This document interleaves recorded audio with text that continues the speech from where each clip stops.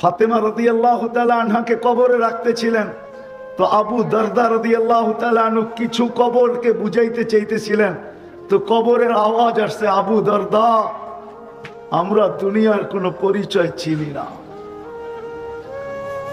আর যদি পরিচয় নিয়ে আইসা থাকে তো তোমার পরিচয় দিতে হবে না, কবরে রাখতে দেরি উহাব্বিলু বাতনি খাদরা। আমি কিতাবের নাম দিতেছি, ওলামা দেখলে ইচ্ছা করলে দেখা নিতে পারেন। লুবাবুল হাদিস আলা কওলিল হাসিস, জালালউদ্দিন সুয়ুতি রহমতুল্লাহ আলাইহির লেখা, এই কিতাবে আছে।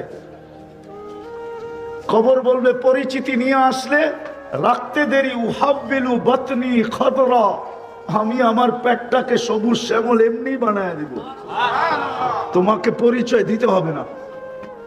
ওয়া উহাব্বিল জিসমাহু নূরা, তার শরীর এমনি নুরানি হয়ে যাবে, টিউব লাইট হবে, টিউব লাইট, এর শরীরের আলোয় আলোকিত হয়ে যাবে কবর, রেডিয়ামের মতো আর কি। ওয়ায়াসআদ রূহুকা ইলা রূহুহু ইলাল্লাহ, তার রূহ আল্লাহর সান্নিধ্যে চলে যাবে, তোমাকে পরিচয় দিতে হবে না।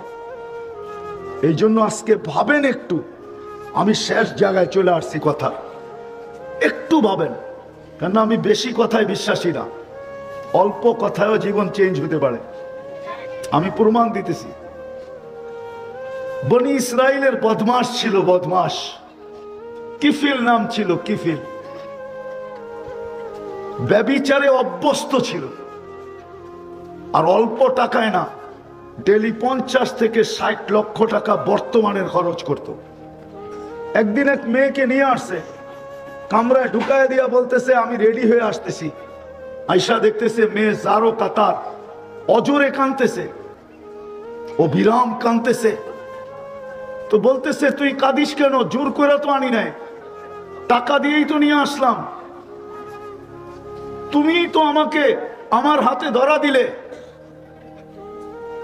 তুমি তো আমার হাতে ধরা দিলে, তুমি তো আমার হাতে ধরা দিলে। এদিকে এদিকে এদিকে ধ্যান দিয়ে শুনেন, ওনার কাম উনি আইসা পড়বে, ওনারা ইশারা দিছি স্টেজে চলে আসবে, কিন্তু আপনারা ধ্যান দিয়ে শুনেন, কেননা ওয়াজ শুনতে আপনি একলা আসেন নাই, বড় হুজুরও লোকে আসছে। বড় হুজুর চিনেন? কি প্রত্যেকের সাথে একটা একটা আছে, কোরআন বলে ওয়ালাহু কারিন, উনিও আসছে। এই জন্য ধ্যান শেষ হইলেই কিন্তু উনি জিতা যাবে, আপনি হেরা যাবেন। তো বলছে তোকে তো পয়সা দিয়ে নিয়ে আসছি, কাঁদিস কেন? তো বলছে খুন কিফিল, আমি বাজারি মেয়ে না, এটা আমার অভ্যাসও না, বিপদের কারণে আমি তোর হাতে হাত দিতে বাধ্য হয়েছি, যেই কোনো বিপদের কারণে, কিন্তু কাঁদি কেন জানিস? কালকে এই চেহারাটা আল্লাহকে কি করে দেখাবো। তো কিফিল বলতেছে একদিনে তোর এই অবস্থা, আমার তো অভ্যাস, আমার কি অবস্থা হবে? বলে একটা চিৎকার দিছে, ওই চিৎকারই তওবা হয়ে গেছে। বলছে বোন তোর গায়ে হাত দিব না, টাকা দিয়া দিলাম, কিন্তু একটা অনুরোধ অবশ্যই করব, তুই চোখের পানিওয়ালা হাত দিয়ে আল্লাহকে একটু বলা দে না, আমার তওবাটা যেন কবুল করে। ওই রাত্রেই কিফিল মারা গেছে। সকালে স্বর্ণ অক্ষরে দরজায় লেখা উঠছে কদ গফার আল্লাহু লিকিফলিন, আল্লাহ কিফিলকে মাফ করে দিয়েছেন। কিতাবে লেখা আছে সমাজের প্রত্যেক ব্যক্তি ওকে কুকুর মনে করত, ও নিজেও বলতো আমি মানুষ না, আমি কুকুর। কিতাবে লেখা আছে ওর মৃত্যু সম্বন্ধে, কিতাবে জাতির ভিতরে আলোচনা ছিল যে এটা মরা গেলে দাফন কাফন তো দূরের কথা, আমরা লাঠি দিয়া কোনো গর্তে ফালানোর জন্য প্রস্তুত না। আল্লাহ তাকে দিছিল আধিপত্য, পয়সা, তার এটা অভ্যাস ছিল, কিন্তু এক নারীর এক কথায় তার জীবন চেঞ্জ কেন, দুনিয়ার থেকে জান্নাতি হয়ে চলে গেছে। এই জন্য আমি বেশি কথায় অভ্যস্ত না, কথার শেষ জায়গায় চলে আসছি। একটু ভাবেন যে আল্লাহ নুন কতটুকু খাইলাম, গুণ কতটুকু গাইলাম, নুন কতটুকু খাইতেছি আর গুণ কতটুকু গাইতেছি। আজকে যে আমরা সব অশান্তিতে, কারণ কি? সারা দুনিয়ার মুসলমান অশান্তিতে, কারণ কি? মুসলমান যতটুক নুন খাইছে অতটুক গুণ গায় নাই। কি গাইছেন? একজন হাত উঠে বলেন যে আমি গাইছি। ওয়াজ শোনার আল্লাহর পক্ষ থেকে, পিছনে একটু কন্ট্রোল করে না। ওয়াজ শোনার জন্য আল্লাহর পক্ষ থেকে নির্দিষ্ট নির্দেশ আছে। ফাসতামিউ, দিলের কান দিয়ে শুনো। আনসিতু, বিলকুল চুপচাপ শোনো। আমি কিন্তু কোরআন দিতেছি, বানায় না। এই জন্য ওয়াজ শুনতে শুনতে শুনতে শুনতে আমরা বুড়া হয়ে যাই, কিন্তু ওয়াজের কোনো রং আমাদের ভিতরে আসে না। ওয়াজের কিন্তু রং আছে না নাই? কিন্তু রং কেন হয় না? দিলের কানে শোনা হয় না, এই জন্য রং হয় না। চুপচাপ শোনা হয় না, এই জন্য রং হয় না।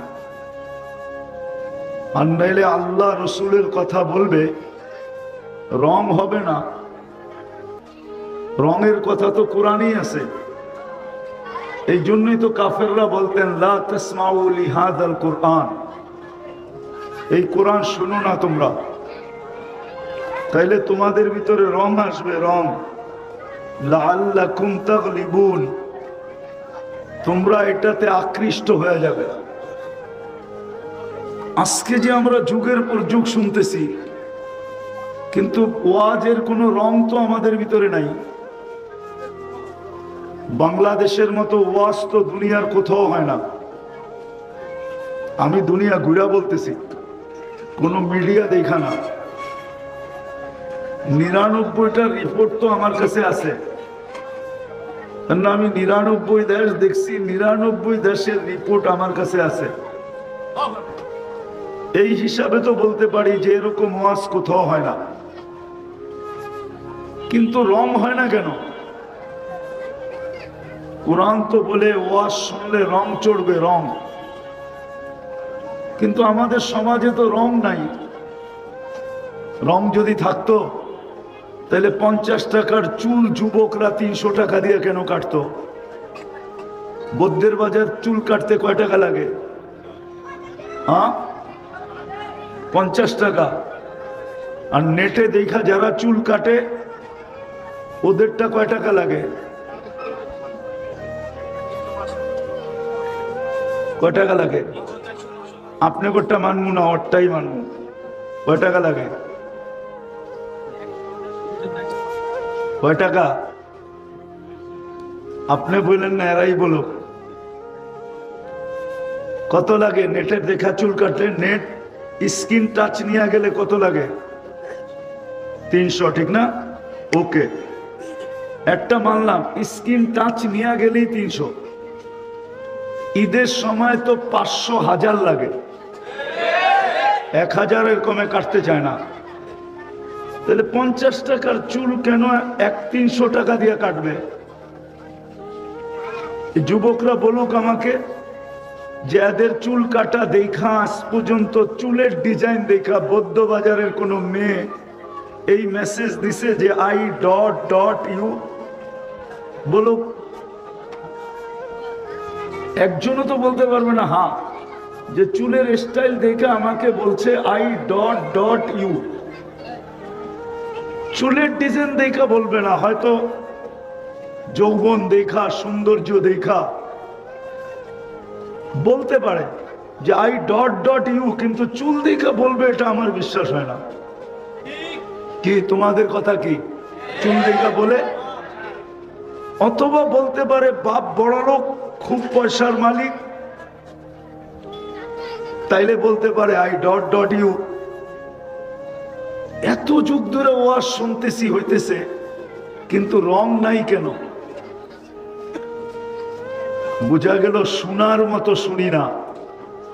শোনার মতো যদি শুনতাম আমার ওয়াজ কিন্তু এখনো শুরু হয় নাই। শোনার মতো যদি শুনতাম তাহলে ওয়াজের রং আমার ভিতরে লাগবে না, এটা হইতেই পারে না। কেননা কোরআন তো বলে এটা রং আছে, নাইলে কাফেররা কেন বলতো লা তাসমাউ লিহাদাল কোরআন, কোরআন শুনো না তোমরা, যদি শুনো তাহলে তোমরা পরাজিত হবে, পরাজিত। তোমাদের ভিতরে রং চলে আসবে, রং। আমি মুসলমান হয়ে আমার ভিতরে রং নাই কেন? এই জন্য হাত জোর দরখাস্ত, বিলকুল চুপচাপ আজকে দিলের কানে শুনবো। রাজি? হ্যাঁ, যদি পারি তো ডাইনে বামের আওয়াজগুলা পর্যন্ত বন্ধ করি, কেননা কোরআনে আছে আওয়াজ করো না, আনসিতু, বিলকুল চুপ। আরেকটা অনুরোধ করব, যারা দাঁড়ায় আসি জায়গা আছে একটু বসা পড়লে ভালো হয়, কেননা বৈশা ওয়াজ শুনলে যেরকম দিলে লাগে দাঁড়ায়া শুনলে এরকম দিলে লাগবে না, আর যে বলবে তার কাছেও ভালো লাগবে না। তো যেটা বুঝাইতেছিলাম, ওয়াজ কিন্তু শুরু হইতে চলছে, বেশিক্ষণ হবে না, অল্প সময় হবে। ধ্যান দিয়া শুনলে আশা করি বুঝে আসতে পারে। ও আরেকটা কথা বলে নেই, আমার কথায় কিন্তু কোনো সুর হবে না, এই জন্য যত ধ্যান দিবেন তত দিলে গাঁথতে পারে, আর ধ্যান না দিলে দিলে গাঁথবে না। আমি একটা প্রশ্ন দাঁড়া করব, প্রশ্নই মনে করেন।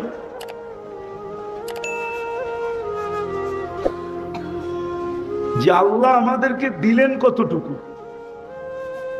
যদি গ্রাম্য শব্দ বলেন তাহলে গ্রাম্য শব্দ বলি। আমরা প্রত্যেকে এই পর্যন্ত, আজকের দিন পর্যন্ত আল্লাহর নুন কতটুকু খাইলাম আর আল্লাহর গুণ কতটুকু গাইলাম, একটু আমাদের চিন্তা করা উচিত। কিন্তু বা আল্লাহর নুন কতটুকু খাইলাম, আল্লাহর গুণ কতটুকু গাইলাম, বা বলেন আল্লাহর নুন কতটুকু খাইতেছি, আল্লাহর গুণ কতটুকু গাইতেছি। দুই দলের চিন্তা করার দরকার নাই, বাচ্চা আর হইল পাগল, এর চিন্তার প্রয়োজন নাই। কেননা এদের থেকে কলম উঠানো, এদের বিরুদ্ধে কিচ্ছু লেখা হয় না। আর এটা সহি হাদিস দিতেছি, মজনুন রুফিয়াল কলম মজনুন হাত্তা ইয়াবরা। পাগল যতক্ষণ কলম উঠানো পাগল যতক্ষণ পাগল থাকে কলম তার উঠানো থাকে, তার বিরুদ্ধে কিচ্ছু লেখা হয় না। আর বাচ্চা সবই হাত্তা ইয়াবলুগ, বাচ্চা যতক্ষণ পর্যন্ত প্রাপ্ত বয়স্ক না হয় ততক্ষণ পর্যন্ত কিছু লেখা হয় না। বাকি আমাদের চিন্তা করা উচিত যে নুন কতটুকু খাইতেছি আল্লাহ, আর গুণ কতটুকু গাইতেছি। আজকে যে আমার দুরবস্থা, প্রত্যেকের জীবনের দুরবস্থা আছে, ঠিক না? না নাই? দুরবস্থাহীন কোনো মানুষ আছে? হ্যাঁ, আজকে আমার দুরবস্থার যে অভিযোগ আমি সারাদিন করি, কেন করি? আমার জীবনে তো অভিযোগ আসার কথা ছিল না। আমি কোরআন দিয়ে দেখাবো, কিন্তু যাকে আল্লাহ মুসলমানের ঘরে নিজে অস্তিত্ব দিছেন, ওর জীবনে তো দুঃখ আসার কথা ছিল না। এটা লেখা নাই যে ওর পর জীবনে দুঃখ আসবে।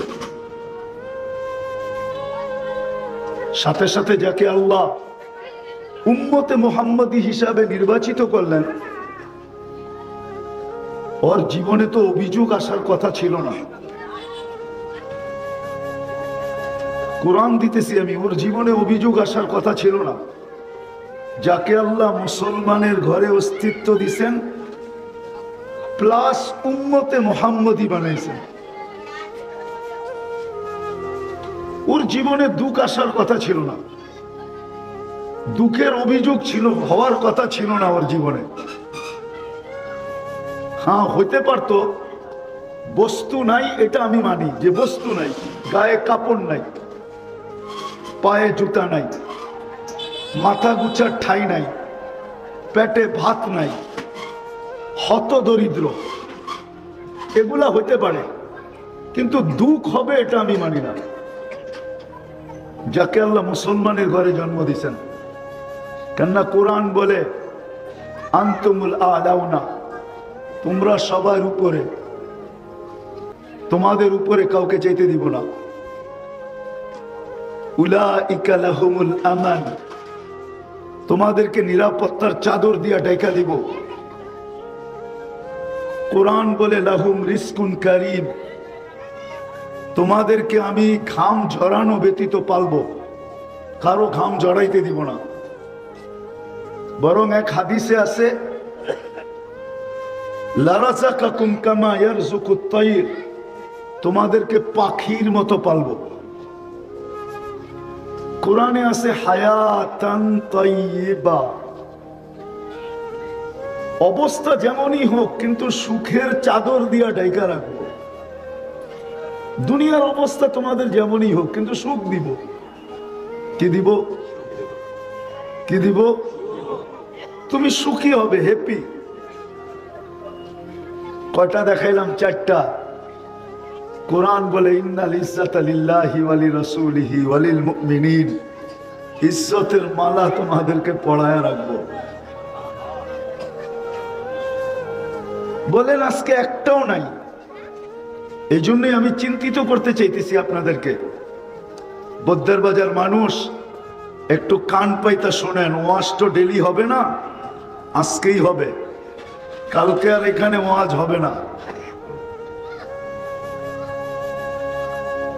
কেননা আল্লাহর ভাবতে হবে কেন, চিন্তা করতে হবে কেন, এটাই বুঝাইতে চাইতেছি। যার কাছ থেকে আসছি তার কাছে চলে যাব। হয়তো 60-70 বছরের জন্য আপনাকে ইচ্ছা স্বাধীনতা দিছেন আল্লাহ, আমি মানি। আপনি যেমন খুশি তেমন চলতে পারেন, কিচ্ছু বলবে না। নাইলে এটা দিল আল্লাহ, এটা কে দিছে? সাজাইছে কে? কে দিছে? সাজাইছে কে? এটাকে সাজানো আসছিল? মার পেটের থেকে তো নিশ্চয় আসছিল। আল্লাহ তো বলে মার পেটের থেকে তোকে যখন বাহির করছি তুই নিশ্চয় ছিলি কুনতা মিসকিনা, তোর মতো অসহায় কেউ ছিল না। ফাকাত তাতাহাররাক, তুই একটু নড়াচড়া করতে পারতি, হাত পাও গুলা একটু লড়াইতে পারতি।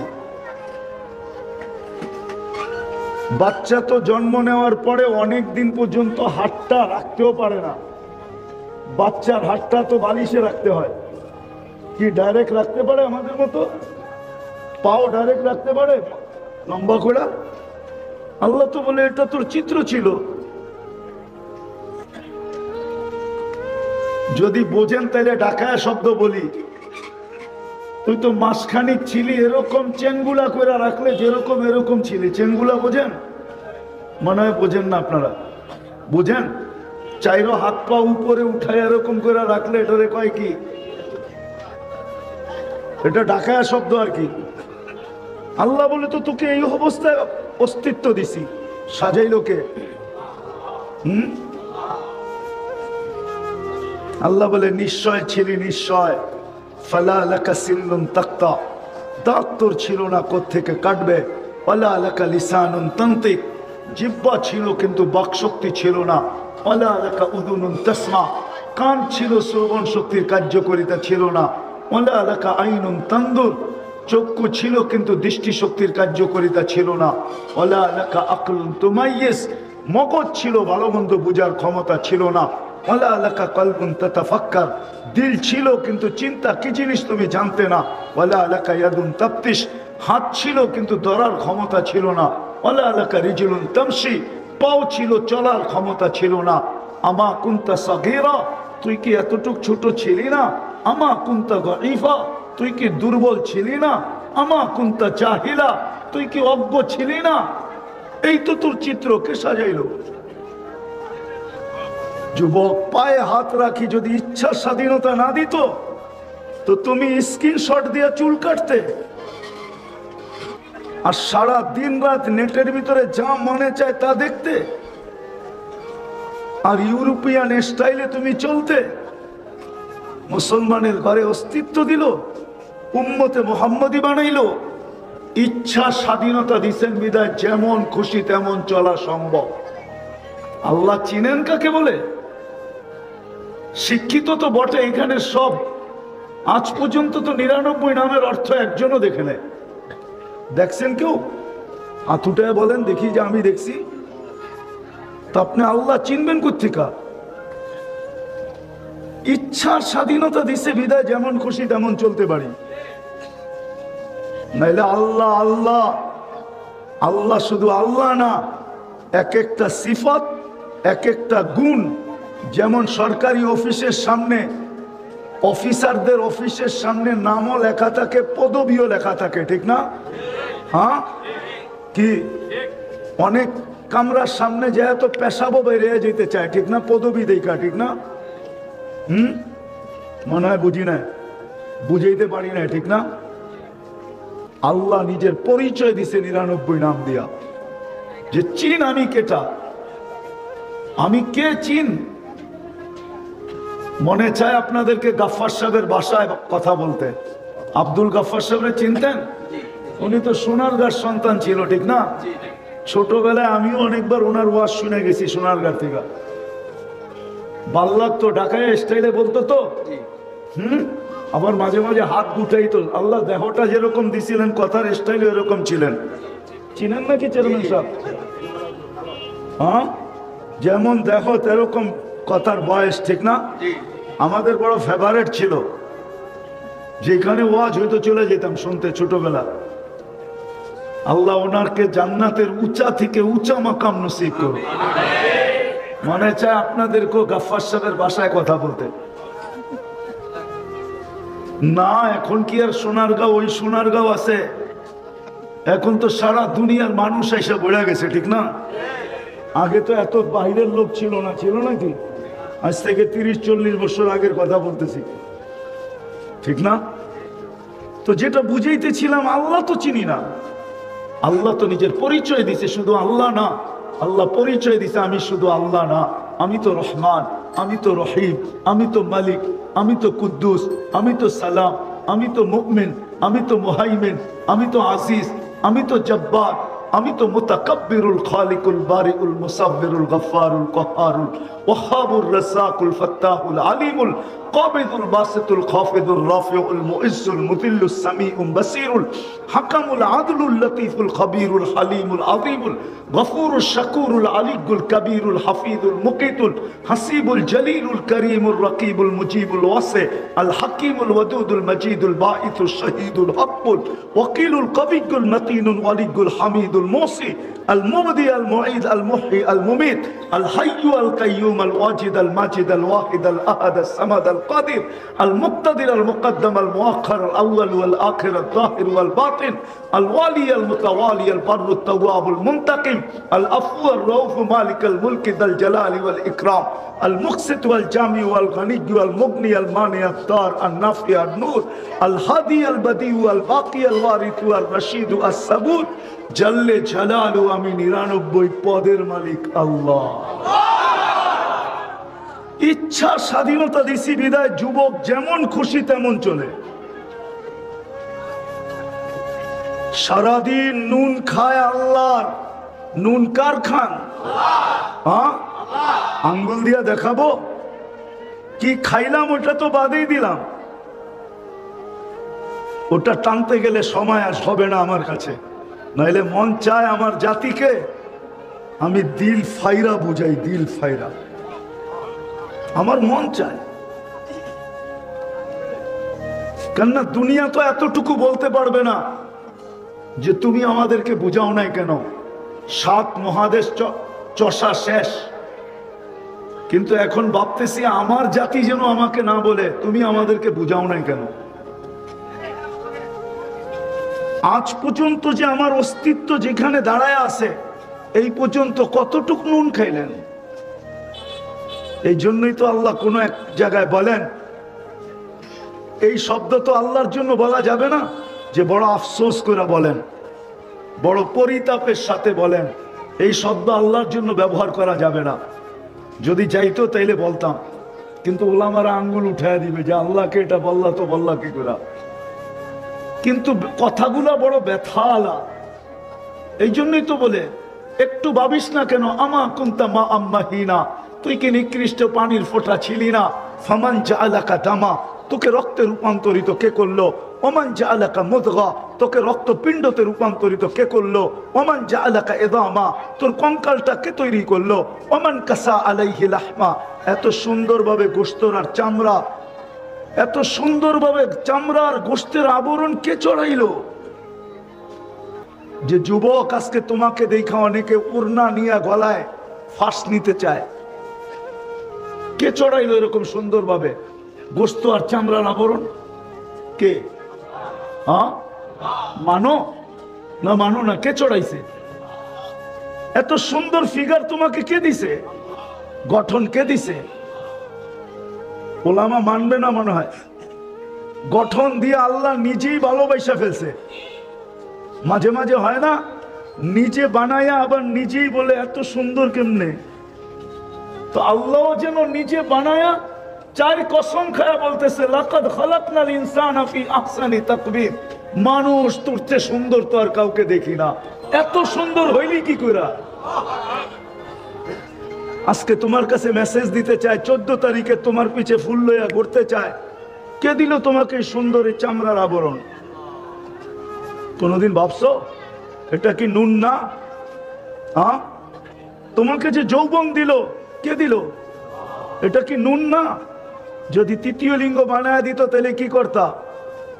কি করার ছিল? কিছু করার ছিল? হ্যাঁ, তৃতীয় লিঙ্গ হইলে কি হইতো? খালি মানুষ হাত থাপড়াইতো, ঠিক না? তোমাকে কে ফুল দিত? তাইলে তো ওই কবিতাই সত্য হইতো। জানি না কবিতা বুঝবেন কিনা। গরিব ঘুরে দ্বীপ জেলো না, ফুল দিও না কেউ ভুলে। তো জীবনে তো ভুলেও কেউ তোমারে ফুল দিত না, দিত? হ্যাঁ, এটা কি নুন না? আল্লাহ বলে চামড়ার আবরণ চড়াইয়া দিছি। তোকে লালন পালন করার জন্য তোর মার বুকের ভিতরে আমি পিওর দুধের ঝর্ণা প্রবাহিত করছি। ঝর্ণা, পাহাড়ে ঝর্ণা হয় পাহাড়ের কান্না দ্বারা, মার বুকে ঝর্ণা হয় দুধের আল্লাহর কুদরত দ্বারা। এই জন্যই তো কবি বলছে, পাহাড়ের ঝর্ণা দেখে, পাহাড়ের কান্না দেখে তোমরা আমায় ঝর্ণা বলো। ওটা পাহাড়ের কান্না, আমাদের মেশকাতের হাসিয়া আছে, ওটা পাহাড়ের কান্না। আর মার বুকে যে ঝর্ণা আসে ওটা কুদরতের ঝর্ণা। সারা দুনিয়া পিওর 2 নম্বর খায়, সব বেজাল খায়, সমস্ত মারা এখন বেজাল খায়। আল্লাহ বলে খাওয়া যত পারিস খাওয়া, কিন্তু আমি কুদরতি দুধে কোনোদিন ভেজালের ছোঁয়া লাগতে দিব না। এর চেয়ে বড় নুন কি? একটু আগে তো দেখাইলাম আল্লাহ সাজাইলেন, তো নুন কি খাইলাম এটা আমি বাদেই দিলাম। আল্লাহ বলে নুন কিটা কতটুকু এখন খাও, আর তুমি আল্লাহর গুণ কতটুকু গাও। একটু চিন্তা করি, আজকে যে অশান্তিতে কারণ এটাই, নুন কতটুকু খাই, গুণ কতটুকু গাই। নাইলে শান্তিতে থাকার সমস্ত আসবাব তো আমাদের বাড়িতে আছে না? নাই কি নাই? বৌদ্ধের বাজারের কোন ঘর এরকম আছে যেই ঘরে সুখে থাকার সমস্ত আসবাব না আছে? কম বেশি তো আছে না? নাই? হ্যাঁ, তারপরও সুখ নাই কেন?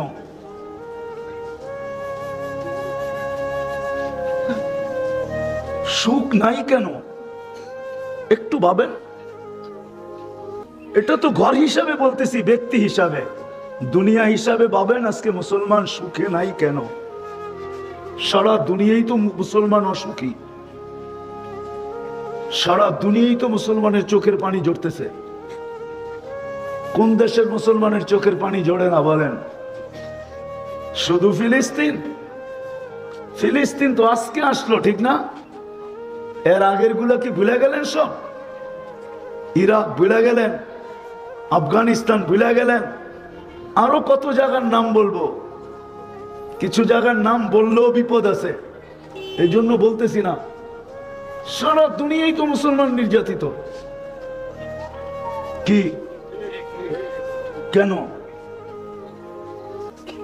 একটু চিন্তা করেন না? ওয়াজ তো শরীয়তপুরে এসে শোনাবে আপনাদেরকে, আমি চিন্তা দিয়ে যেতেছি। চিন্তা একটু চিন্তা করেন যে আল্লাহ নুন কতটুকু খাইলাম, কতটুকু খাইতেছি, গুণ কতটুকু গাই, তারপরেও বাইচা আসি। শুধু ইচ্ছা স্বাধীনতা দিছেন দেখা বাইচা আসি। তারপরও বাইচা আসি শুধু বন্ধুর অঙ্গীকারের কারণে বাইচা আসি। বন্ধুর সাথে দুইটা অঙ্গীকার ছিল, একটা মরণ লগ্নের অঙ্গীকার, যখন বন্ধু দুনিয়ার থেকে যে চলে যেতেছেন, এই এখন চলে যাবেন, তার আগ মুহূর্তে যখন চোখ দিয়ে পানি ভায়া ভায়া পড়তেছিল, তখন জিবরিল জিজ্ঞাসা করছে, সারা জীবন কাঁদছেন, এখন কাঁদেন কেন? তো জিবরিলকে বলছে, ফামান লিবাদি লি উম্মতি, জিবরিল চলে তো যাব, আমার উম্মতকে কে দেখা রাখবে? লানত আজকে উম্মতের জিন্দেগির উপরে, আমার জীবনের উপরও লানত। ওই মুহূর্তে বলতেছে, আমার উম্মতকে কে দেখা রাখবে? তো আল্লাহ জবাব দিছেন, লা আতরুকু উম্মতাকা ওয়াহদা, আপনার উম্মতকে আমি একা ছাড়বো না, আমি দেখা রাখবো। প্রথম এই অঙ্গীকারের কারণে বেঁচে আসি। দ্বিতীয় অঙ্গীকার কোরআনের মাধ্যমে আছে যে আপনার উম্মতকে আমি সমূলে ধ্বংস করব না। আর কারণ আনতা ফিহিম, আপনি এদের মাঝে থাকবেন আর আপনার উম্মতকে সমূলে ধ্বংস করব, তো করব কি করে? আপনি বলবেন নবীজি কি আমাদের মাঝে এখন আছে? আমি বলবো আছে। এখনো রওজায়ে আথারে হায়াতুর রসুল, হায়াতুন নবী, মদিনা মুনাওয়ারায় রওজায় এখনো জিন্দা আছে। ওলামা কি বলে, জিন্দা না? কি আপনারা কি মামাতুর রসুলের কায়েল না হায়াতুর রসুলের কায়েল? সত্য? তাইলে তো জোরে কন্যা, এরা তো মনে করে আপনারা উল্টাটা। হ্যাঁ, এরা তো মনে করে আমি একজনও তো হ্যাঁ বলতে পারবো না। যে আল্লাহ নুন যতটুকু খাইলাম। যুবকের এক যৌবনের দাম কত? কত যুবক তোমার যৌবনের দাম? এটা কলিকাতা হারবালে পাওয়া যায় না? মডার্ন এটা তো না, আমেরিকান হারবালে তাও না। তোমার যৌবনের দাম কত বলো দেখি, আমি বলি তুমি বুঝতে পারো কিনা। সারা জগতের সম্পদ, ধন সম্পদ যদি একদিকে রাখা হয় আর তোমার যৌবন যদি আরেক দিকে রাখা হয়, কোনটা দামি? তুমি কি কোনোদিন ভাবছ? এটাও তো নুন, ঠিক না? আমি নুন এই জন্য বললাম, কেননা নেয়ামত লিখতেও ন লাগে আর নুন লিখতেও ন লাগে। নেয়ামত বললাম না, নুন বললাম। নুন বাঙালি ভাষায় বুঝে আসে ভালো। বলো তোমার যৌবন কত বড় নুন? তুমি কি ভাবছো কোনোদিন যে আল্লাহ আমাকে কত বড় সম্পদ দিছে? নারীত্ব কত দামি। কেউ যদি বিয়ের আগে জানলো যে এই নারীর বাচ্চা কোনোদিন হবে না, আজ পর্যন্ত এরকম উদার ব্যক্তি কে আছে দ্বিতীয় বিয়ে করতে পারে কিন্তু ফার্স্ট বিয়ে না? কিন্তু হ্যাঁ, না যাই না করে ফেললো, তারপরে হয়তো জীবনটা এর সাথে কাটায় দিতে পারে, ঠিক না? এটা মানি। কিন্তু একজনের ভিতরে নারীত্বই নাই, কে নিবে? নারীত্বের দাম কত, পুরুষত্বের দাম কত? এই যে আজকে যে সূর্যটা ডুবা দেখতে পারলাম, এতটুক জীবনের দাম কত? সূর্য ডুবা দেখছি না? সূর্য তো চিৎকার দিতে দিতে ডুবছে, লান আউদ ফি হায়াতিকা আবাদা। ও পদ্মের বাজারের মানুষ, কাল সকালে তুই আমাকে উঠতে নাও দেখতে পারিস। দুনিয়াতে কত এলাকাই তো আছে, আমি তো চোখে দেখে বলতেছি আপনাদেরকে। কত ধ্বংসস্তূপ দুনিয়াতে আছে। যারা বলছে বিতনা বিল আফিয়া আসবাহনা ফিল হাবিয়া, রাত্রে ফুর্তি করতে করতে ঘুমায় গেছি, সকালে উঠা দেখছি দুযোগের ভিতরে। চলবেন? আমি চোখে দেখায় দিব আপনাকে। চৌকে দেখা দিব আপনাকে। কওমে লুত তো ফুর্তি করতে করতে রাত্রে ঘুমাইছে, সকালে উঠা দেখছে কোথায়? জান্নাত জর্ডানে যেয়ে দেখা আসেন না, একটু দেখা আসেন। অহংকার করে বলতেছি না, কোরআনে যত ধ্বংস স্তূপের কথা বলা আছে এই দুনিয়ার, আমার সবগুলা দেখা শেষ। গুনতে হবে কোনটা বাদ আছে কিনা। সূর্য তো বলে বৌদ্ধের বাজারের মানুষ, তুই আজকে আমাকে ডুবতে দেখলি, লান আউদ ফি হায়াতিকা আবাদা, হতে পারে কালকে তুই আমাকে দেখতেও উঠতে দেখা আর তোর সুযোগ হবে না। রাত্রে ঘুমাবি, সকালে উঠা দেখি বৌদ্ধর বাজার নাই, মেঘনার পেটে। মেঘনা তো বেশি দূরে না। হ্যাঁ, আল্লাহ তো বলে লাউ আমারতুল বাহরা লা আগরাকাত কাফি কারিহা, পানি কোত্থেকে আসবে এটা আপনার ভাবতে হবে না। আল্লাহ বলে আমি হুকুম দিতে দেরি, তোমাকে তলদেশে দিতে দেরি করবে না। আল্লাহ তো বলে লাউ আমারতুল বাহরা লা আগরাকাত কাফি কারিহা। বিদায় আমি আজকে বুঝাইতে চাইতেছি আপনাদেরকে, ভাবাইতে চাইতেছি যে নুন কতটুকু খাইলাম, গুণ কতটুকু গাইলাম, কতটুকু নুন খাইতেছি, কতটুকু গুণ গাইতেছি। শুধু অশান্তি অশান্তি অশান্তি যে চিৎকার দেই, কেন দেই? চলেন আরেকটাই চলে আসি, নুন বাদ দিলাম। আল্লাহ বলে উম্মতে মুহাম্মাদি, ডেলি তোদেরকে আমি 5 বার মালা নিয়ে ডাকি। কয়বার? কে ডাকে? হ্যাঁ, কে ডাকে? আল্লাহ তো চেয়ারম্যানের চেয়েও ছোট, ঠিক না? কার চেয়ে ছোট? প্রধানমন্ত্রীর থেকে ছোট তো, প্রেসিডেন্টের থেকে। হ্যাঁ, আরে আল্লাহ তো ছোট, কারো না কারোর থেকে ছোট হইব, ঠিক না? আল্লাহ কত বড়। আমি সৌরজগৎ পড়াইতে আসি না, আপনারা বুঝবেনও না, পড়াইলে বুঝবেন না। এটার জন্য আমার ইউনিভার্সিটিতে যেতে হইব পড়াইলে। তা হাদিসে নেয়ামত বলতেছি, কত বড়। আপনি যে আল্লাহু আকবার বলেন, চিনেন আল্লাহু আকবার কত বড়? কত বড় আল্লাহ। কার পায়ে আপনাকে ডেলি ডাইকা সেজদা করতে দিতেছে? দুনিয়ালাদের কাছে গেলে তো ঘুরতে ঘুরতে জুতা শেষ হয়ে যায়, আল্লাহ তো ডেলি ডাইকা কুদরতি পায়ে আনতেছে। আস-সাজিদু ইয়াসজুদু আলা কদমাইর রহমান, সেজদাকারী আল্লাহর কুদরতি পায়ে সেজদা করে। ইদা সাজাদাল আবদ ইরতাফা বাইনাহু ওয়া বাইনার রহমান, ইরতাফা আল হিজাব বাইনাহু ওয়া বাইনার রহমান। যখন সেজদা যায় তো তারার আল্লাহর মাঝের পর্দাগুলাকে সরা যায়। মুসাল্লি ইউনাজি রব্বা, নামাজি আল্লাহর সাথে কথা বলে, আল্লাহর সাথে। বুখারীতে আছে মুসাল্লি ইউনাজি রব্বা। আর যখন কথা বলে তো পাশের থেকে ফেরেশতায় বলে লাউ ইয়ালামু হাদা লাউ ইয়ালামুল মুসাল্লি মান ইউনাজি। এই নামাজি যদি জানতো কার সাথে কথা বলে, মানতাকালা ইলা ইয়াউমিল কিয়ামা, কিয়ামত পর্যন্ত লাঠি দিয়া বাইরেও রেখে উঠাইতে পারতো না। প্রমাণ দিমু,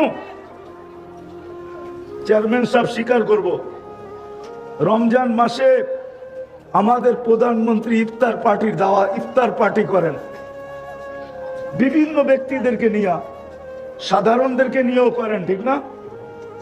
আর যাদেরকে ইফতার পার্টিতে ইনভাইট করে অনেকদিন আগে কার্ড পাঠায়, ঠিক না? আর যখন ওইখানে ঢোকে তখন একবারে খায়ালে তাড়াতাড়ি বাইরেতে চায় না কেউ, যতক্ষণ থাকতে পারি অতক্ষণই তো সেলফি চলতে থাকবে, ঠিক না? না খায়ালে দৌড় দেয়। তো যদি সামান্য দুনিয়ার প্রধানমন্ত্রীর কাছে যায়, যদি খালি গুরগুর গুরগুর করতে থাকে আর সেলফির লেগা, আল্লাহর কাছে কুদরতি পায়ে মাথা রেখা দিছে, তে ফেরেশতাদের কথা তো সত্যই, কিন্তু আমাদের ভিতরে তো অনুভূতি নাই।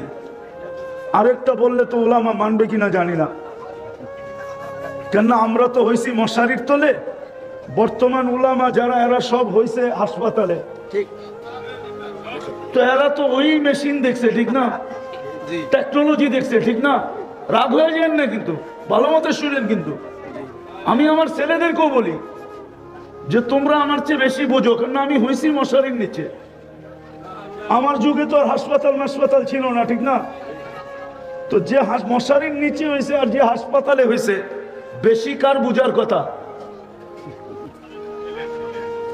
যে হাসপাতালে হয়েছে তারই তো বুঝার বেশি কথা, ঠিক না? এরা হয়েছে টেকনোলজির যুগে, বেশি বুঝে। এই জন্য আগেই বইলা লইতেছি, ওলামা পক্ষে নাও হইতে পারে, এই জন্য বলতে চাই না, কেন আমরা হয়েছি তো মশারির তোলে। আর এখনকার যারা, এরা সব হয়েছে হাসপাতালে, এরা আমাদের চেয়ে বড় বড় মুহাক্কিক। আমি তো ভাবি ওনাদেরকে মুজাদ্দিদ বললেও কম হবে, ওনারা বড় বড় মুজাদ্দিদ। এই জন্য মাঝে মাঝে বলতে চাই না, নাইলে জাতির দিলে লাগতো। যা কাজকে বইলেই ফেলি, জামলে তা হোক, ঠিক না? মুসা আলাইহিস সালাম আল্লাহকে জিজ্ঞাসা করছে, আল্লাহ আমার সাথে কথা বলেন, আর কারোর সাথে কথা বলবেন? তো আল্লাহ বলে, মুসা তুমি কোথায়, আমি কোথায়? তুমি মুসা আলাইহিস সালাম বলে, আমি পদদেশে, আপনি হইলে চূড়ায় হবেন। তা আল্লাহ বলে, বাইনি ওয়া বাইনাকা হিজাব, তোমার আমার মাঝে ৭০,০০০ পর্দা। আনা ওয়ারা আল হিজাব, আমি পর্দার ওই পারে, তুমি এই পারে। কিন্তু মুসা শোনো, সাতাতি উম্মাতুন, এক উম্মত আসবে যারা আমার সাথে কথা বলবে। জিজ্ঞাসা করছে কখন বলবে? ইদহুম ইয়াসজুদ, যখন এরা সেজদায় যাবে। তো বলতেছে আগেরটা শোনো, এরা যখন কথা বলবে, ফালা হিজাবা বাইনি ওয়া বাইনাহুম, এদের মাঝে আমার মাঝে কোনো পর্দাই থাকবে না। আমার লোকে কথা তো পর্দা দিয়ে হয়, এদের সাথে কথা পর্দা ছাড়া হবে। আর এটা যুক্তিতেও আসে। আচ্ছা বলেন তো, আমাদের নবীজি মেরাজে যায়া পর্দার মধ্যে কথা বলছে না পর্দা ছাড়া? কি বলে? পর্দা পর্দা। তো যখন আমাদের নবীজির সাথে আল্লাহ পর্দা ছাড়া কথা বলছে, তো উম্মতের সাথে পর্দা দিয়া কথা বলে তো বলে কি করা? কেননা উম্মতের ইজ্জত তো নবীর কারণে, ঠিক না? আমরা তাহলে যুক্তি তো আসে যে এটা সত্য। তো আমি যেই জায়গার থেকে বাহির হয়ে গেছি, দুটা বাদেই দিলাম। আল্লাহ বলে ডেলি 5 বার ডাকি, তোমরা কয়জন আসো? কে ডাকে? কে ডাকে? শুধু আল্লাহ। সাথে যোগ করে নেন, 99 পদের মালিক আল্লাহ ডাকে। কোন আল্লাহ? 99 পদের, 99 পদের বলেন পুরাটা, 99 পদের মালিক আল্লাহ। আল্লাহ ভালো মতে বলেন, আল্লাহ যতবার বলবেন 40 নেকি লেখা হবে। এই উম্মত 1 নেকি দিয়া জান্নাতে যাবে, 1 নেকি দিয়া। কিয়ামতের মাঠে একজনের 1 নেকি দরকার হবে। তা আল্লাহ বলবে নিয়ে আয়, দেখ কেউ দেয় কিনা। তো ঘুরতে ঘুরতে ঘুরতে ঘুরতে নৈরাশ হয়ে যখন ফিরবে, ঘুরতে ঘুরতে শেষ চলে আসছি। বৃষ্টি আমিও দেখতেছি, আবার চলেও যেতে পারে, চিন্তা করেন না। আসছে আবার চলেও যেতে পারে, দেখার লিগা হয়তো আসছে কে থাকে কে যায়। আমিও শেষ জায়গায় আছি, কি জানি বলতেছিলাম ভুলে গেছি। 1 নেকি দিয়ে জান্নাতে যাবে, আল্লাহ বলে নিয়ে আস। তো ঘুরতে ঘুরতে কারো কাছে পাবে না। ফিরত যখন আসবে তো অপরিচিত একজন ডাকবে, তোর চেহারার এই দুরবস্থা কেন? আপন জনের কাছে বললাম কাম হয় নাই, তুমি তো চিনি না, কি কাম হবে? বইলা দেখ না। তো বলে 1 নেকি লাগবে, 1 নেকি। তো জ্যাবেরতে বের করে বলবে, ল 1 নেকি, জান থেকে 1 নেকির লিগে চেহারার এই দুরবস্থা। ও তো খুশিতে খুশিতে ছুটতে ছুটতে আসবে। আল্লাহ জিজ্ঞেস করবে এত খুশি কেন? 1 নেকি নিয়ে আসছি। কারে এই মাঠে তোরে নেকি দিল কে? আপনি কি এই মাঠে একা, আর কেউ নাই? এখন তো পায়া ফেলছে না পাস, এখন তো বাপ আসবেই, ঠিক না? যেরকম যুবক যৌবন পায়া বাপ চলে আসছে, ঠিক না? হাঁটলে একরকম, মোটর সাইকেলে আর একরকম, ঠিক না? আর যদি পিছে কেউ থাকে তাহলে তো কোনো কথাই নেই। চার্জ যে কেমন হয়েছে এটা ওই বলতে পারবো, যে ফুলের উপরে আবার ফুল হয়ে গেছে। তো বাবে চলে আসছে। তা আল্লাহ বলে যে নেকি দিছে ওরে ডেকে নিয়ে আয়। তাইসা বলবো চল আল্লাহ ডাকে। দূরে আসিলাম, ভালো আসিলাম, নেকি দিয়ে তো বিপদে পড়লাম। আল্লাহ জিজ্ঞাসা করবে নেকি দিলি কেন? বলবো আমার কাছে তো আছেই একটা, আমার কি কামে লাগবো? ভাবলাম কিয়ামতের মাঠে এটা নষ্ট করে কি লাভ, ওর কাজে লাগতেছে, দিয়া দিলাম। একটু ভাব নিয়ে বলবে আর কি। তা আল্লাহ বলবে আমার চেয়ে বড় দাতা হইতে চাস তাই না, খুশ বিয়া দিয়া আখিকা, দুইজনে দুইজনের হাত ধর, চল জান্নাতে। আমার চেয়ে বড় দাতা হইতে দিব না। আল্লাহ বললে 40 নেকি পাবেন। বিদায় আজকে ভাবেন, শেষ জায়গায় চলে আসছি। আজকে ভাবেন যে নুন খাইলাম কতটুক, গুণ গাইলাম কতটুক, খাইতেছি কতটুক, গাইতেছি কতটুক, ডেলি ডাকতেছে আসতেছি কতটুক। এই কারণেই আমরা আজকে দুর্গা, এই কারণেই আমরা আজকে নির্যাতনের শিকার, নাইলে মুসলমান নির্যাতিত হবে। কি বুঝাইতে পারলাম? এই জন্য চলেন আজকে তওবা করি, মনের থেকে করবেন। কে কে করবেন দেখি? বৃষ্টির সময় বলে দোয়া কবুল হয়, তাইলে আল্লাহকে বলে দেন আল্লাহ অতীত থেকে তওবা করলাম, আপনি আমাদের তওবা কবুল করেন। নামান আর আজকের থেকে কমসে কম অঙ্গীকার করেন যে আজকের থেকে নামাজ কোনো দিন ছাড়বো না, না না। ওয়াদা পাক্কা? যুবকরা কি বলে? নামাও নামাও। আর 2টা ওয়াদা যুবকদের থেকে নিব, খোদার ওয়াস্তে পায়ে হাত রাখি, আল্লাহকে আর নারাজ করো না। আজকের থেকে নেটে দেখা স্ক্রিনশট দিয়া চুল আর কাটবো না,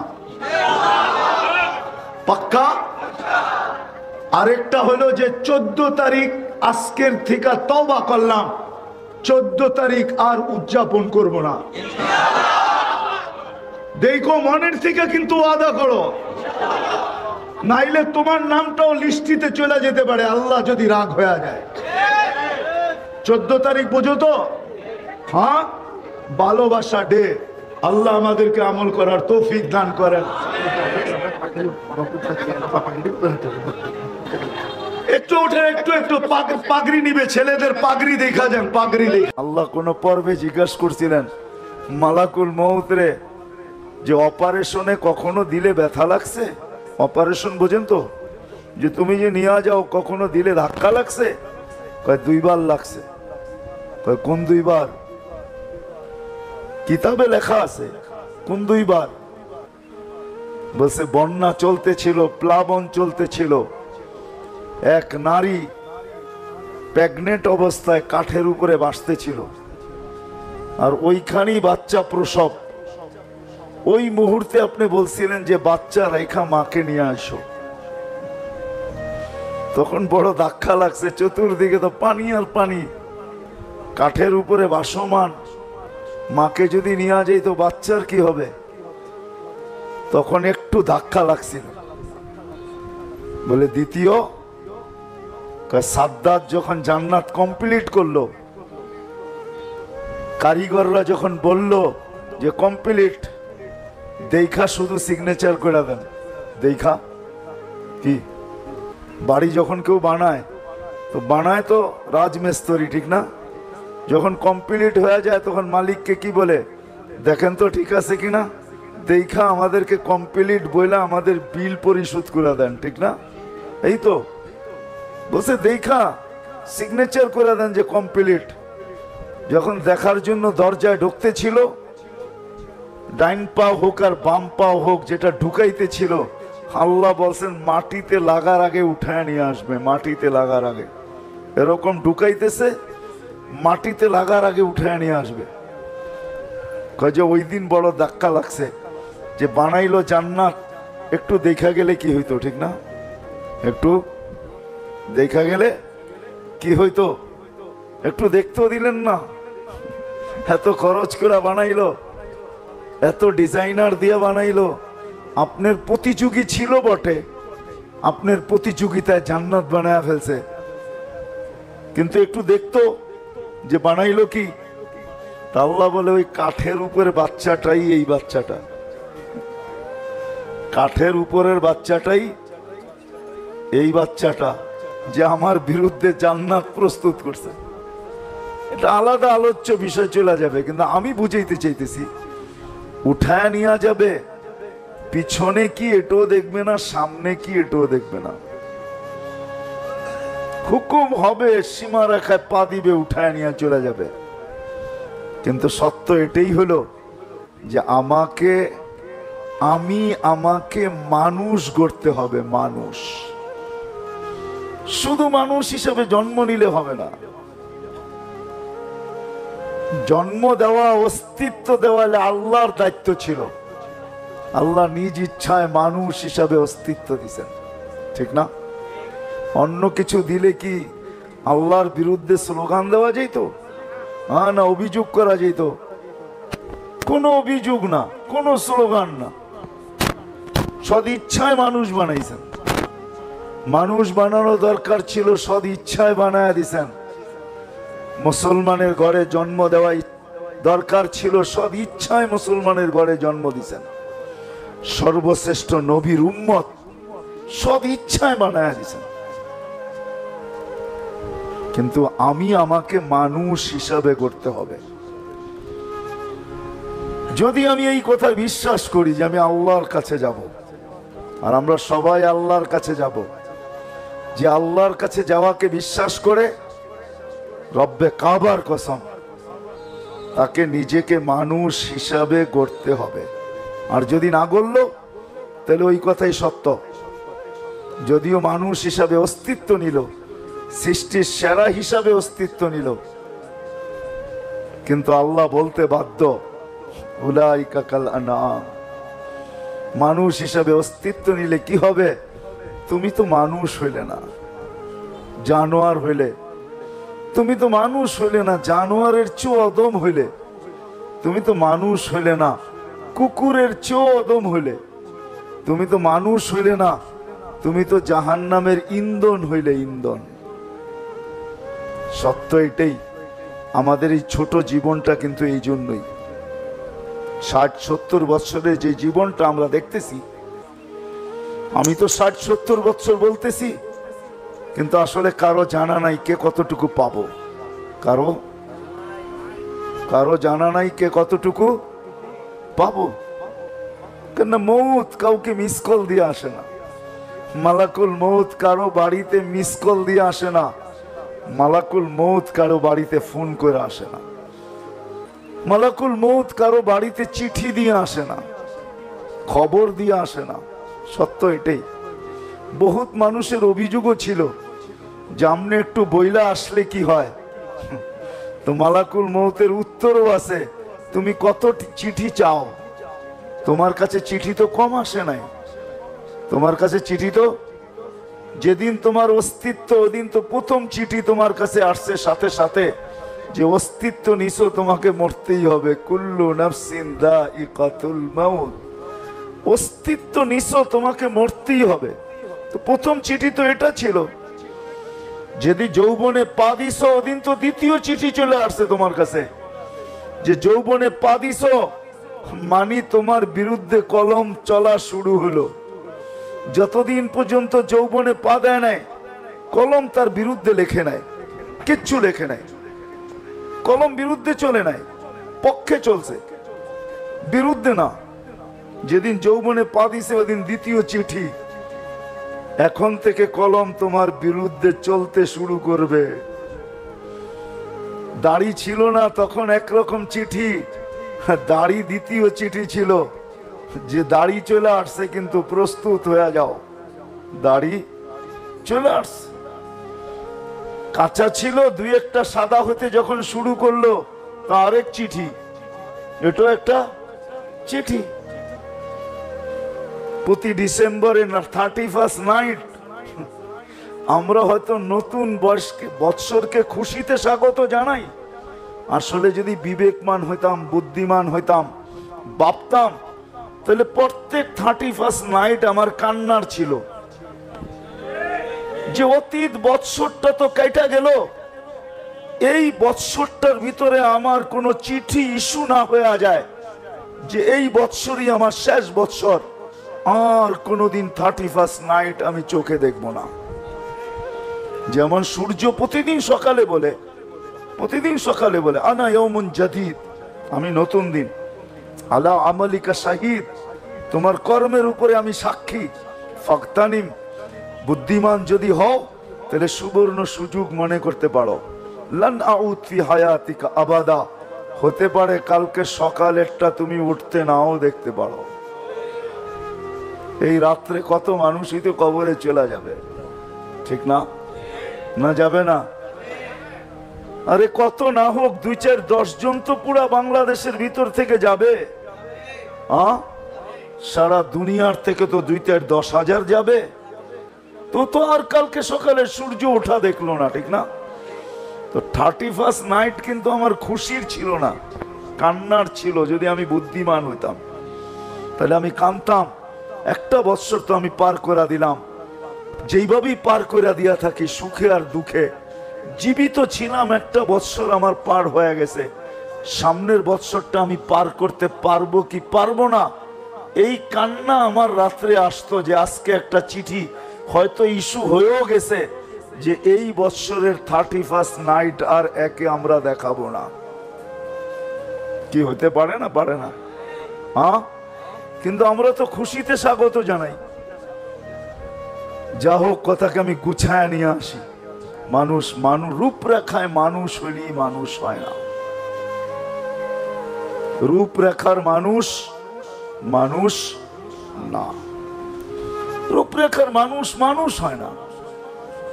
আমাদের সমাজে হয়, কাগজে কলমে হয়, কিন্তু মানুষকে মানুষের মতো মানুষ গড়তে হয়। অস্তিত্বটা আল্লাহর দায়িত্ব ছিল, গঠনটা আল্লাহর দায়িত্ব ছিল, পূর্ণতা আল্লাহর দায়িত্ব ছিল। আল্লাহ পূর্ণতা দিয়া মানুষ মার পেট থেকে অস্তিত্ব দিছেন। যাকে পূর্ণতা দেন নাই তার উপরে প্রশ্নের আঙ্গুলে উঠান নাই।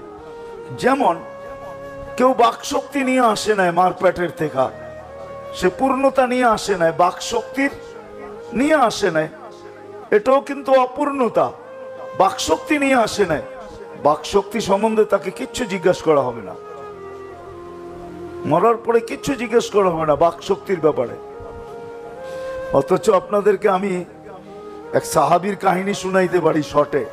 আবু দুজানা রাদিয়াল্লাহু তাআলা আনহু, যিনি ওই সাহাবী যিনি বদরের যুদ্ধ থেকে নিয়ে বিদায় হজ পর্যন্ত আল্লাহর রসুলের সঙ্গে ছিলেন। একটা যুদ্ধে উনি পিছিয়ে ছিলেন না। শর্টে বলতেছি, উহুদের যুদ্ধে আল্লাহ রসুল সাল্লাল্লাহু আলাইহি ওয়াসাল্লাম বললেন যে আমি এখন তলোয়ার দিতে চাই, যারা এই তলোয়ারের আমি একটা তলোয়ার দিতে চাই, কে কে নিতে প্রস্তুত? তো সবাই দাঁড়াইলেন। তো আল্লাহ রসুল বললেন, শোনো, এটার হক কয়জন আদায় করতে পারবা এটা বলো। এই তলোয়ারের হক আদায় করতে হবে, শুনো, নিলে চলবে না।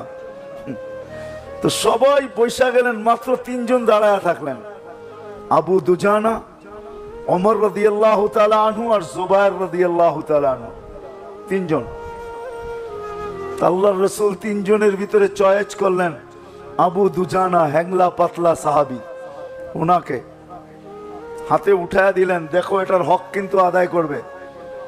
তো উনি হাতে নিয়ে কতগুলা ছন্দ পড়লেন, ছন্দ, কতগুলা আরবিতে ছন্দ পড়লেন যে আমি কিন্তু আবু দুজানা, আমার হাতে আল্লাহ রসুলের তরবারি, হুকুম হলো এটার হক আদায় করব। আজকে দুনিয়া দেখবে যে আমি এটার হক কি করে আদায় করি। উনি জুবায়ের রাদিয়াল্লাহু তাআলা আনহু বলতেছেন, আমি পিছে পিছে হইলাম, আমার মতো হাট্টা গাট্টা লোক ওমর রাদিয়াল্লাহু তাআলা আনহুকে না দিয়েছেন, আমার মতো একটা লোক, দেখতে 7 ফিট, যেরকম শরীর এরকম চেহারা, এরকম শক্তি, এরকম হাট্টা, এরকম গাট্টা, আমাকে দিল না, দিল এই হ্যাংলা পাতলা। আমি দেখবো কি হক আদায় করে, কি হক আদায় করে। বাস উহুদের ময়দানে নামলেন, এক চুটে 2.5 থেকে 3 হাজারের পুরা সফ, যেখান দিয়া ঢুকলেন শেষ মাথায় যায় থামলেন, এর আগে থামলেন না। মক্কার মেয়েরা কাফেরদের পক্ষে ছন্দ পড়তেছে, ছন্দ। আর ছন্দ যে সবচেয়ে বেশি, যার আওয়াজ সবচেয়ে সুন্দর, আবু সুফিয়ানের স্ত্রী হিন্দা, সে পড়তেছিল। আর সবাই তার সাথে সুর মিলাইতেছিল। সে বলতেছিল, শোনো, কাফেরদেরকে বলতেছিল, শোনো, আমরা কিন্তু তারকার মেয়ে। তারকার মেয়ে বোঝেন? তারকা যেরকম সুন্দরী, আমরা এরকম সুন্দরী, আমরা তারকার মেয়ে বলা চলে। আমরা তারকার মেয়ে, আমরা তারকা, আমরা তারকার মেয়ে। আমাদের গায়ের থেকে সুঘ্রাণ বাহির হইতেছে, আমাদের ওড়নাগুলা মুক্তা দিয়া খচিত আছে। যুদ্ধে যাওয়া হয় সৈন্যকে উৎসাহিত করার জন্য, তোমরা যে যে আগে বাড়বে আর মুসলমানদেরকে হত্যা করবে, আমরা তার গলায় লাগাবো, তাদের গলা, আমরা তাদের গলায় লাগবো। আর যদি ভাইগা গেলা তো আমরা তোমাদেরকে ছাইরা দিব, তো ছাড়িয়া দিব না, শুধু জুতা পিটা কইরা তোমাদেরকে ছেড়া যাব। তো আবু দুজানা রাদিয়াল্লাহু তাআলা আনহু যায় হিন্দার মাথার উপরে তরবারি রেখে দিছে, কিন্তু কতক্ষণ পরে তরবারিটা সরায় আনিছেন। তো জুবাইর রাদিয়াল্লাহু তাআলা আনহু বললেন, এত বড় সুযোগ ছেড়া দিলা? তুমি জানো এটা কার তলোয়ার? এটা আল্লাহর রাসূলের তলোয়ার। মহিলার গায়ের উপর রক্ত দ্বারা এটাকে কলুষিত করব? দুর্বলের রক্ত দ্বারা এটাকে কলুষিত করব? এই জন্য নামায়া দিছি। তারপরে ওইখান থেকে যখন ফিরে আসতেছিলেন, তো মক্কার ভিতরে একজন বড় বাহাদুর ছিলেন, বাহাদুর, বড় বাহাদুর। আমাদের থাকে না কুস্তি বীর, সে সর্বলাইনে বীর ছিল, বীর হিসাবে খেতাব। তো যখন এর সামনে পড়ছে, তো কাফেররা থাইমা গেছে যে এ করে কি দেখি, মুসলমানও থাইমা গেছে যে আজকে আদু দুজানা করে কি দেখি। আল্লাহ রসুলের তরবারি হক কিভাবে আদায় করে। আবু দুজানা রাদিয়াল্লাহু তাআলা আনহু সামনাসামনি হয়েছে, দুদিকে কিন্তু সবাই থামা, দেখে এই দুইজনের কি ঘটে, ঠিক না? তারপরে আগে চলবে। কাফেরও থেমে গেছেন, মুসলমানরাও থেমে গেছেন। তো চলতেছে তরবার চালানি, কিন্তু ওই বীর যে মক্কার, সে প্রথম তরবারি চালাইছে। আবু দুজানা রাদিয়াল্লাহু তাআলা আনহুর কাঁধের ভিতরে একটু জখম হয়ে গেছে। তা আবু দুজানা রাদিয়াল্লাহু তাআলা আনহু যখন দ্বিতীয়বার তরবারি চালাইছেন, তো ওরে এইখান দিয়া তরবারি দিয়া দুই টুকরা করে দুই দিকে ফেলাইয়া দিয়েছেন। তো জুবাইর রাদিয়াল্লাহু তাআলা আনহু বলেন যে আমার বুঝে আসছে কেন আল্লাহর রাসূল একে তরবারি দিছে। তো উনি ইয়ামানে শহীদ হইছেন, মিথ্যা নবীর বিরুদ্ধে যা লড়তে যায়, যুদ্ধে ইয়ামামা বলে এটাকে, ওই যুদ্ধে উনি শহীদ হয়েছেন। তো উনি শহীদ হয়ে মারা যাওয়ার আগ মুহূর্তে উনি বলতেছেন যে আমার জীবনের কোন আমল আল্লাহর কাছে পেশ করার মতো আমার চোখে নাই। এটা আপনাদেরকে আমি বুঝাইতে চাইতেছিলাম যে আমার জীবনের কোন আমল আল্লাহর কাছে পেশ করার মতো আমার কাছে নাই, শুধু একটা আমল ছাড়া, একটা আমল ছাড়া কোন আমল আল্লাহর কাছে পেশ করার মতো নাই। অথচ উনি বদরি, এমন কোন যুদ্ধ নাই বদরের যুদ্ধ থেকে নিয়ে বিদায় হজ পর্যন্ত উনি আল্লাহর রসুলের পাশে না ছিলেন। আর যিনি আল্লাহর রসুলের তলোয়ারের হক আদায় করছেন, এরকম সাহাবী, কিন্তু উনি বলতেছে আমার কাছে কোনো আমল নাই আল্লাহর কাছে পেশ করার মতো, শুধু একটা ছাড়া। বলছে সেটা কি? বলছে আমার এই জবান দিয়ে আমি কাউকে আজ পর্যন্ত কষ্ট দেই নাই। এটা দিয়া কাউকে, এটা বুঝানোর জন্যই এতটুক কাহিনী আপনাদেরকে বুঝাইলাম। আমি জবান দিয়ে কাউকে কষ্ট দেই নাই,